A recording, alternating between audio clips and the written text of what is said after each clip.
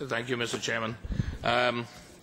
These rules are an impossible burden on fishermen. They're obviously been designed by lots of bureaucrats, which this august institution is full of. It's a complete bouillabaisse of regulations. How anybody is able to sort that out, reading a rule book, bouncing around on a small boat on the North Sea or wherever, is beyond me. I think the whole thing is just daft beyond belief. And as for the discards, well, the least that can be done with them, they can be used to feed the poor. There must be something that can be done with them. It's just ridiculous, just these things being thrown into the sea again. Absolute madness, or destroyed on land. They have no idea of what you're doing. It's completely and utterly out of touch. And there's not enough businessmen here to understand how to run a small fishing business and at the same time obey all these daft regulations, which I am sure is going to put a lot of people out of business. Merci, Monsieur Coburn. Thank you very much, Mr. Coburn. I think you stuck very well to the UKIP line there. Mrs. RODUST. Yes, I just wanted to reply to what you've just said there, what we've heard from the last speaker. I simply cannot accept that we didn't think about this carefully, and we thought very hard indeed about the interests of small-scale fishermen and small businesses. This is absolutely the intention of the new fisheries policy.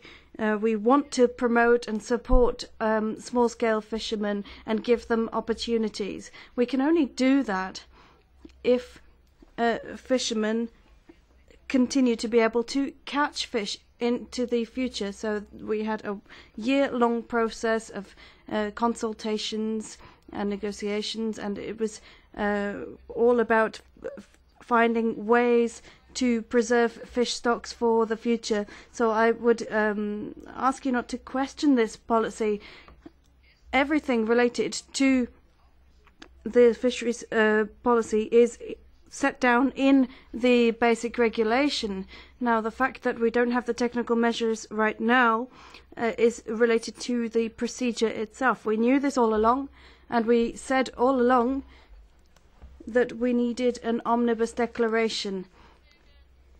And in the omnibus declaration, we need to ensure that small-scale fishermen are able to function properly and to do their work. So allow me to recall, and this is something we discussed at length here in the committee, fishermen with century-old traditions know very well how to fish, where to fish, and which gear to use.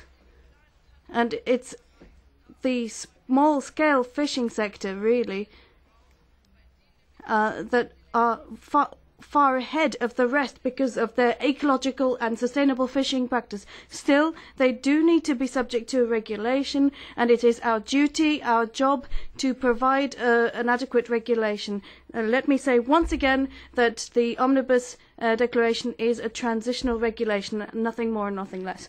Je vais repasser la parole. Yes, I will give you the floor just for 1 minute to come back on this, Mr. Coburn. But let me say, this is not an opportunity for playing for a debate, a two-way debate with anti-European forces. This is simply not a useful way to spend our time in the committee. Mr. President, well, with all due respect to Ulrike, quite frankly, exemplifies the bureaucratic and clueless nonsense you get in this place. Windy speeches, madam, do not solve problems. Merci, Monsieur Coburn. Donc, non, mais encore. Well, thank you very much, Mr. Coburn. Let's not get into fall into this trap. Mr. Coburn has an opportunity and a right to speak. He is a democratically elected member, and now it's up to the others to speak.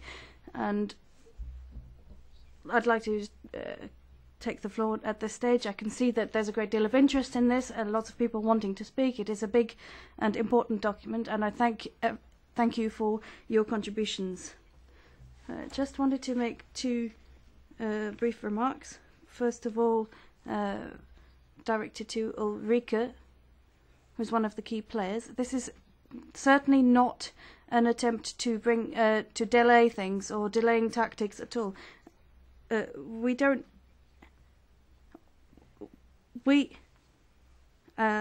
have full powers here under the Lisbon Treaty, and the Parliament has a right to do its business properly. So that's my first reply to